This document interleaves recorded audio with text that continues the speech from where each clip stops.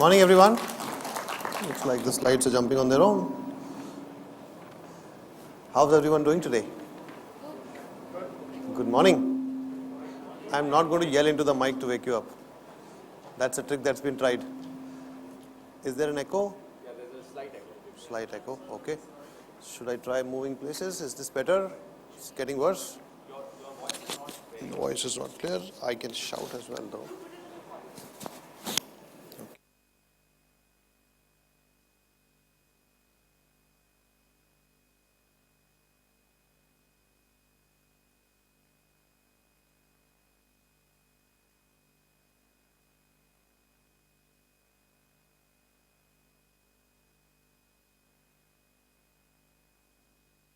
Weekends. And people who ride motorbikes love the winters because it's the best weather. Otherwise, the bike generates heat and it gets warm, and the summers are not good times. Also because you're wearing a lot of gear and so you're sweating. But winters are always a good time, and also when something is good, we should enjoy it. I hope everyone's feeling good today. Had your cup of coffee? Yes. Excellent. Let's talk about AI. Look, we are fortunate to be in times when the generative AI revolution is taking place. It's almost been 1.5 years now. I think March of last year is when it caught everybody's fancy. So I put together a few slides to give you a context on how we at Google Cloud think about the generative AI revolution. I have tried to keep it light and not very product heavy, tried to keep it more scenario centric, but we are happy to have chats with you. Oops. Oh, the screen is jumping around. Sorry about that. I thought it is giving me a message. It doesn't do that. It's just broken cables here. But generative AI doesn't, take over slides and all. It's just broken cables who wreak havoc with things. Anyways, let's stay focused. So there is a lot of, change around us. I would like you to think about two different aspects of generative AI. One is a generative AI aspect for us as in our personal lives. When you think about, things like, for example, how do I write a poem, or how do I plan a trip, or help me make a presentation, and generative AI can do that to you. It can help you, reignite your imagination, create a photo of something, create a picture of something. For example, imagine Amit riding a bike, say on some mountains, right? Let's say somewhere near Mount Everest, and it will generate a picture with my face and a motorbike, and then you can say, oh, you know what? He's riding a small motorbike. Give him a bigger one. So generative AI can help you do personal stuff, and it can reignite your imagination. But when you are in business, there are a few other aspects to think about. For example, is the information accurate? Is this the same Amit that we were talking about? Is this Mount Everest, or is AI making up some other mountain? Things like that. Whose customer data am I using? Is it my own, or am I using somebody else's data? Is my data secure? Is somebody else going to take over my trade secrets? Am I sharing it with somebody else's model? So the context of AI is very different in our personal lives and in our business lives. And I would like you, first of all, to think about how would you as a business treat generative AI. It's a very, very important differentiation to think about. So when you are dealing with your customers' data, you want it to be secure. When you are dealing with your own business insights, you don't want to share them with other people. When you are dealing in a regulated industry, you want to have information that is grounded. To wake everybody up, who's heard the term hallucination of models? Or let's say, who's not heard the term? Do you know what it means?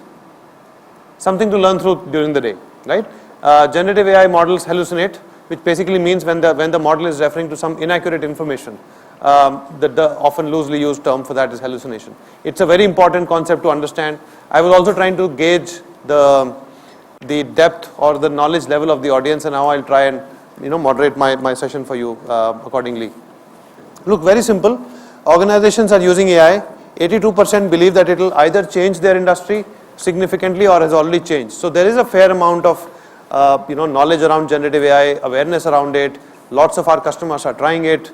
Lots of companies in India, large, small, startups, traditionals, government, everybody is experimenting with generative AI. People are trying to figure out what to do with this, how does it make sense in their business, how to draw ROI out of the investment in generative AI. There is an often, when I meet my customers, the big question is, how do I generate ROI?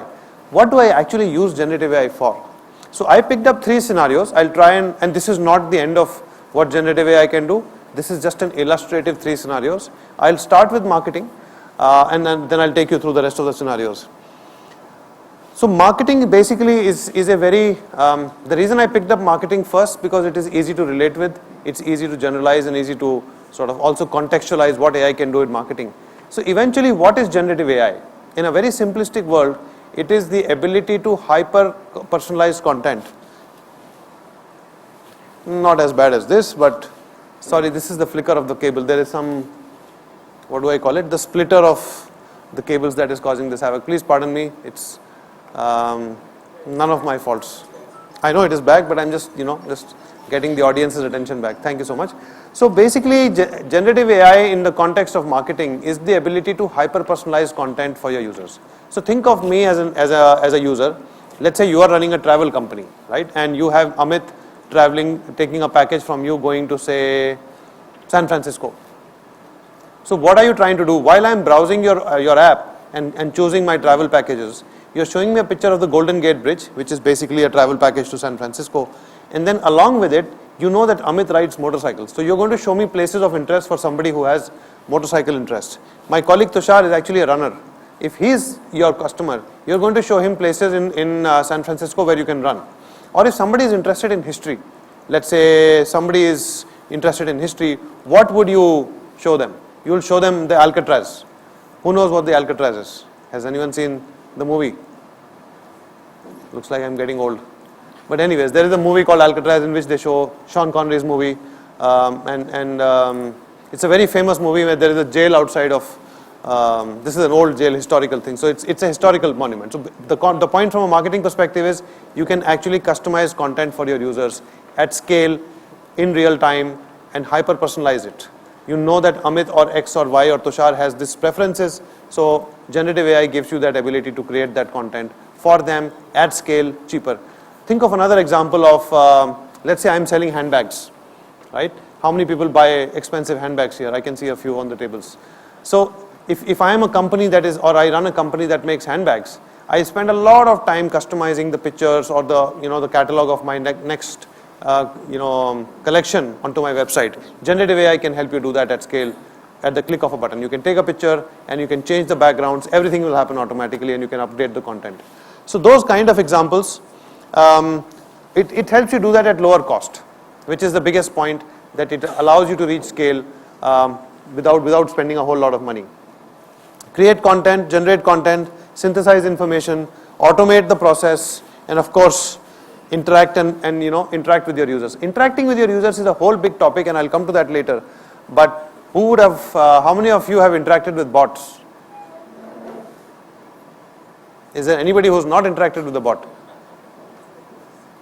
That's sort of generative AI at play. A bot necessarily is not a depiction of generative AI, but most bots today have some kind of generative AI capability running in them, and we'll talk about that going forward.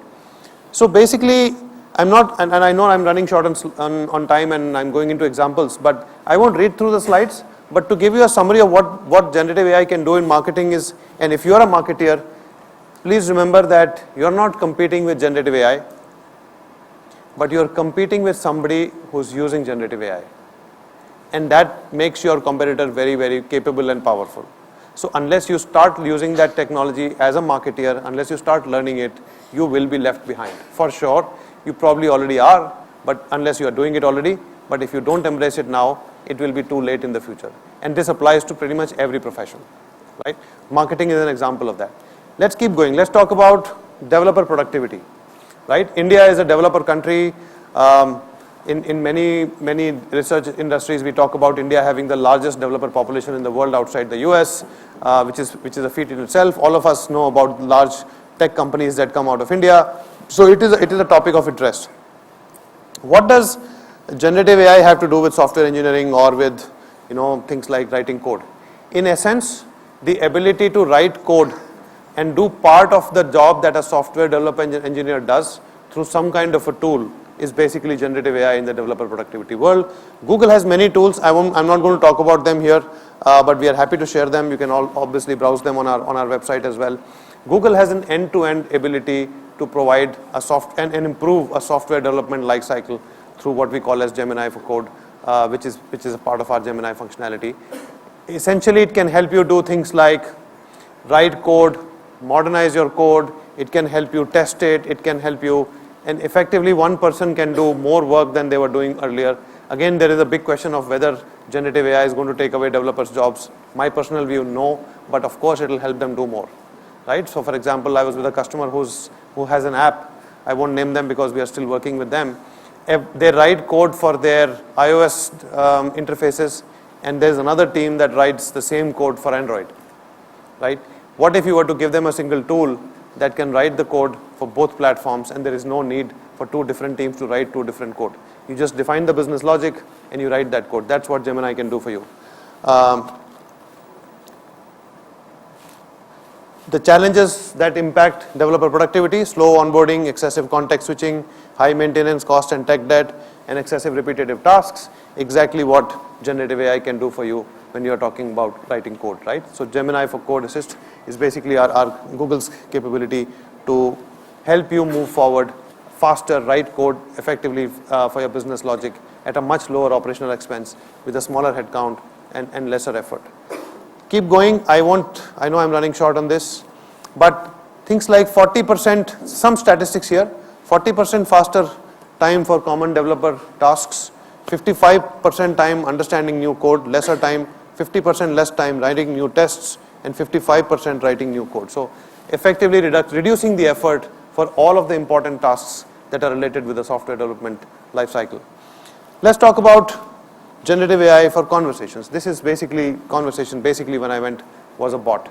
Now, there can be many examples of bots. It could be a bot that is helping somebody understand some kind of content. It could be a bot that is in an e-commerce company. For example, I don't speak good English. Let's say I speak, what language does someone who doesn't speak English speak? Marathi. Let's say I'm good at Marathi, right? There is an opportunity for me and I'm, let's say, buying something nice, a phone, iPad, handbag, oh, another, okay. Let's say I'm buying an expensive handbag of some e-commerce website, right? And I speak Marathi. Today what you have to do is you have to browse some website or an app and browse that whole interface is in English, right? And you have to make information, edit information, put in your delivery address, choose your payment options, choose the item that you're going to buy. You have to do all of that through an app, right? Which is basically with your fingers. If you don't understand English and I understand Marathi, it is very difficult for me to read the app and choose those. And I'm typically going to make mistakes. So what if I automate this whole process of conversation and allow me, Amit, as a person, to talk in Marathi to an app and order things, right? Let's say I'm trying to order a bag. Show me the top 5 bags, most expensive bags today. My wife shops like this. And then, okay, so this 5, I don't like these. Show me more. And then the app shows you 5 more. Says, no, I don't like these 5 too. Show me the one in the blue color. Some random color, some red color bags. There's no blue color bags, by the way. There's only red, black, whatever they are, right? Cream. So my wife says, I want to buy a red bag today. And it shows her the red bag. Then she chooses the bag. Then it can allow, the catalog can say, no, show me the front and back of this. All of this discussion can be, and we have customers in India who are doing this right now, can be done with voice. So basically, it allows you multimodal communication in the language of their choice. Go through the whole process of selecting, putting in my PIN code, putting in my address, choosing my mode of payment, which usually is my credit card and not my wife's credit card. All of that can be done on the app with a verbal communication, right? So that's an example of what conversational commerce we would call, or conversation for AI. Looks like you are all seeing my photo and not seeing my deck, which is okay too. Let's make with what we have.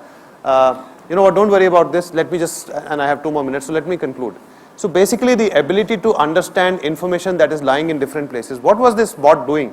It was showing catalogs that were stored in the customer's website or in some kind of a database to a customer who understands Marathi, right?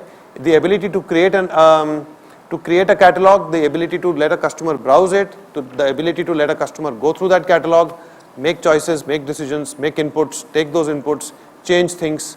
What if this was the case? What if that was the case? For example, I have, let's say, made a travel booking, right? Let's say I'm flying to Bombay today, but I want to change my flight.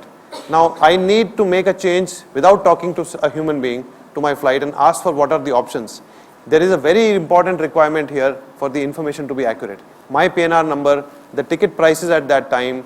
First, I have to cancel my ticket, then I have to book a new ticket. All of that process can be done with a bot, right? And we are talking here a fairly complex workflow with lots of agents sitting on important workflows that have been defined, going into websites, going into checking what the current rate of the flight is, making either a refund or a new payment. All of that can be done through a bot. So that is sort of a sneak preview of what generative AI can do for you. I'm sure there's more to be covered on generative AI, so I won't take too much time.